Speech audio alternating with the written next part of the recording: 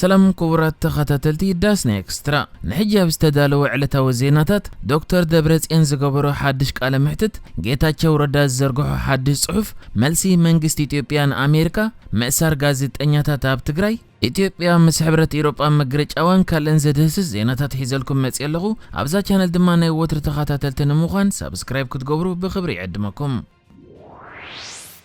ናብ ትግራይ ብዙሓት ማዕከናት ዜና ኣቴን ጸብጸባተን ኣብ ምዝርጋሕ ኣብ ዝርከባሉ ግዜ ከም ማዕከን ዜና አልጀዚራ ኣብ ህዝቢ ዝወረደ ገፍዕን ቅትለትን ድሕሪ ምቅልሓ ሕጂ መራሒ ሓይልታት ትግራይ ዘሎ ዶክተር ደብረጽዮን ገብረ ሚካኤል ምስ ማዕከን ዜና CNN ጆ ባይደን ዝመርሖ ሓድሽ ምምሕዳር ኣሜሪካ ነቲ ኣብ ልዕሊ ወረርቲ ሓይልታት ዝገብሮ ዘሎ ጸቕጢ ከሕይሎ ጻውዒት ከም ዘቕርብ ተዛሪቡ ዶክተር ደብረጽዮን ኣብቲ ምስታ ማዕከን ገይርዎ ዘሎ ቃለ ምሕተት ንሰራዊት ፌደራላዊ መንግስቲ ኢትዮጵያን ሰራዊት ኤርትራን ካልኦት መሻርክቶምን ብገበናት መጽናት ዓሌትን ካልእ ሰብኣዊ ገበናትን ክኸሶምን ከሎ ነቲ ኣብ ዝሓለፈ ቀረበ እዋን ኣብ CNN ተዘርጊሑ ዝነበረ ኣብ ማርያም ዲንግላት ዘጋጠመ ቅትለትን ዓመፅን ብናጻ ኣካል ክምርመር ከም ዝጽውዕ ተዛሪቡ ዶክተር ደብረጽዮን ኣብቲ ብመንገዲ ቴሌፎን ዝገበሮ ቃለ ምሕተት ቀጺሉ ኣብዚ ሃገር ህዝብና ይቕተል እዩ ዘሎ ቆልዑትና ይቕተሉ ኣለዉ ኣብ ዝተፈላለየ ዕድመ ዝርከቡ ኣካል ህዝብና ዓመፅ ይወርዶም ኣሎ ኩሉ ዓይነት ናይ ዓሌት መጽናት ገበናት ተኻይድ እዩ ስለዚ ኣብዚ እዋን ቀንዲ ኣገዳሲ ናጻ ኣካል ነዚ መርመራ ክገብረሉ እዩ ዘለዎ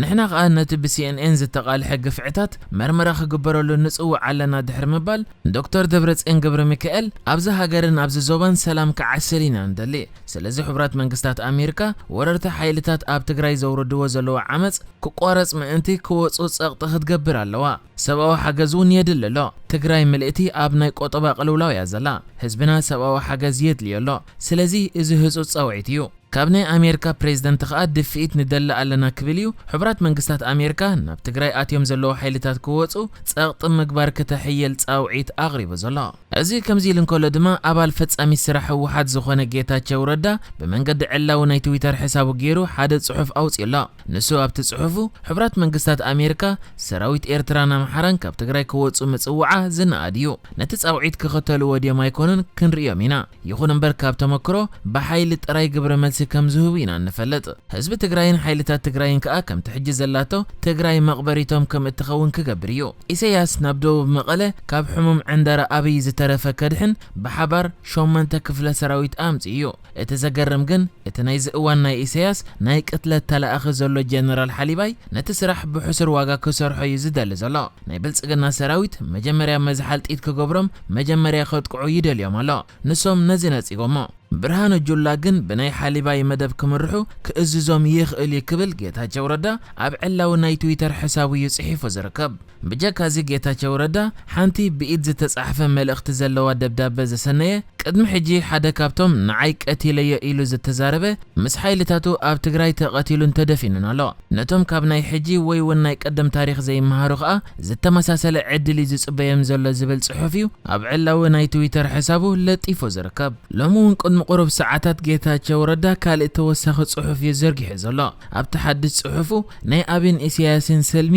ኣብ ትግራይ ህይወታ ማእቲ ዝበልዕ ዘሎ ንትግራዎት ከኣ ተሓታትነት ብዘይብሉ ይቐትሉን ዓሌት ጽንተትን ይፍጽሙለዉ ህዝብን ሓይልታትን ትግራይን ከኣ ነዚኦም ንምውፃእ ዘይፈንቅሎ እምኒ የለን ድሕሪ ምባል ናይ ኣምሓራ መስፋሕፋሕቲ ዝኾነ ይኹን ብዘየገድስ ናይ ቀደም ዝና ክመልሱ ካብ ዝብል ተስፋ ቀለብ ጢቲ ይቕርቡ ኣለዉ ድሕሪ ምባል ኣብዚ ኩናት ዝሞቱ ዘለዉ ሰራዊት ንኣሽትዮም ብምባል ናይ ኤርትራ ወተሃደር ዝነበረ ታሲራ ዝርከቦ ናይ ኣባላት ሰራዊት ፌደራልን ናይ ኣምሓራን ዝነበሩ ሰራዊት መለለይ ወረቐት ስእልታት እዩ ዘርጊሑ ዝርከብ ካልእ ምስቲ ኣሜሪካ ሰራዊት ኤርትራን ኣምሓራን ካብ ትግራይ ክወፁ ዘቕረቦ ተጻውዒት ብዝምልከት መንግስቲ ኢትዮጵያ መልሲ ሂቡሎ እቲ መልሲ እቲ ብቀዳማይ ሚኒስተር ኣብይ ኣሕመድ ዝምራሕ መንግስቲ ብናይ ወጻኢ ጉዳያት ሚኒስትሪ ገይሩ ዘውፅአ ኮይኑ ኣብኡ ኸኣ ነቲ ናይ ኣሜሪካ ጻውዒት ነጺጉሎ እቲ ናይ ወጻኢ ጉዳያት ሚኒስትሪ ኣብቲ መልሱ ኣሜሪካ ከምዚ ዓይነት ጻውዒት መቕረባ ዝሕዝን እዩ ኣሜሪካ ኸኣ ውሽጣዊ ጉዳያት ናይ ኢትዮጵያ ኣትያ ውሳነ ክትህብ ፈቲና ኣላ ብፍላይ ከኣ ንናይ ሓይልታት ክልል ኣምሓራ ምእታዊ ዝምልከት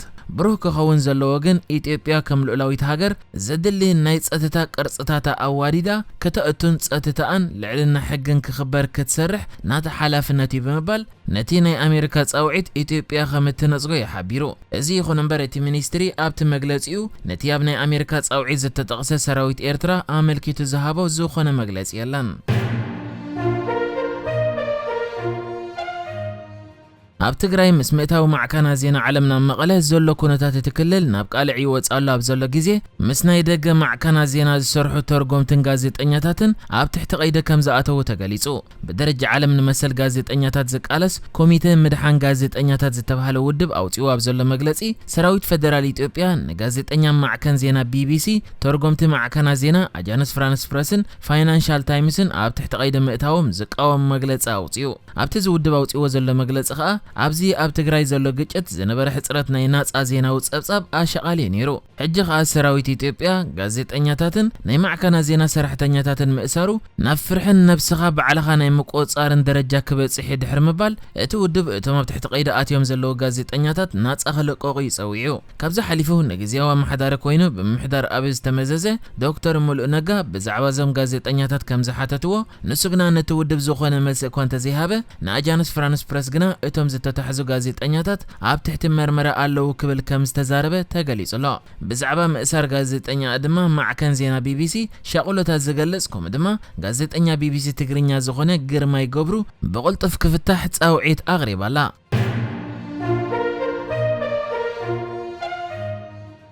ሚኒስትር ወጻኢ ጉዳያት ፊንላንድ ዝኾነ ፓካ ሃቪስቶ ብኮሚሽነር ወጻኢ ጉዳያት ሕብረት ኤውሮጳ ድሕሪ ዝተዋህበ ተልእኾ ናብ ኢትዮጵያን ሱዳንን በፂሑ ብምምጻእ ኣብ ትግራይ ዘሎ ኩነታት ካብ ቁፅፅር ወጻኢ ከም ዝኸደ ድሕሪ ምዝራቡ ኮሚሽነር ወጻኢ ጉዳያት ሕብረት ኤውሮጳ ከዓ ነቲ ናይ ትግራይ ኩነታት ናይ ሕጊ ምኽባር ዘይኮነ ውግእ ኢና እንብሎ ድሕሪ ምባሎም ሕጂ ኣብ መንጎ ኢትዮጵያን ሕብረት ኤውሮጳን ዲፕሎማስያዊ ግጭት ኣጋጢሙ ከም ዘሎ ተገሊጹ። እዚ ከዓ ኣምባሳደር ኢትዮጵያ ኣብ ሕብረት ኤውሮጳ ዝኾነት ሄሮት ዘመደ ነቲ ኣብ ትግራይ ዘሎ ኩነታት ቁፅፅር ወጻኢ ከይዱ ዝብል መግለጺ ዝሃበ ሚኒስተር ጉዳያት ወጻኢ ፊንላንድ ኣመልኪታ ናብ ጆሴፍ ቦሬል መንግስቲ ኢትዮጵያ ጥርዓን ከቕርብ ከም ዝኾነ ብምፍላጥ እዩ። ንሳ ኣብቲ መግለጺኣ ፓካ ሃቪስቶ ናብ ኢትዮጵያ ኣብ ዝመጻሉ ግዜ ናብ ትግራይ ከም ዘይከደ ናብ ሱዳን ከይዱ ናብ ማዓስከር ስደተኛታት ጥራይ ከም ዝበጽሐ እቲ ዘቕርቦ ጸብጻብ ከዓ ምስቲ ኣብ ባይታ ዘሎ ሓቂ ዘይነጻጸር ብምዃኑ እዩ ብምባል ንጸብጻብ ፓካ ሃቪስቶ መንግስቲ ኢትዮጵያ ዘለዎ ተቃውሞያ ኣፍሊጣ ዘላ። ከም ዝፍለጥ ኣብ ትግራይ ተወሊዑ ዘሎ ኩናት ካብ ዝጅምር ሕብረት ኤውሮጳ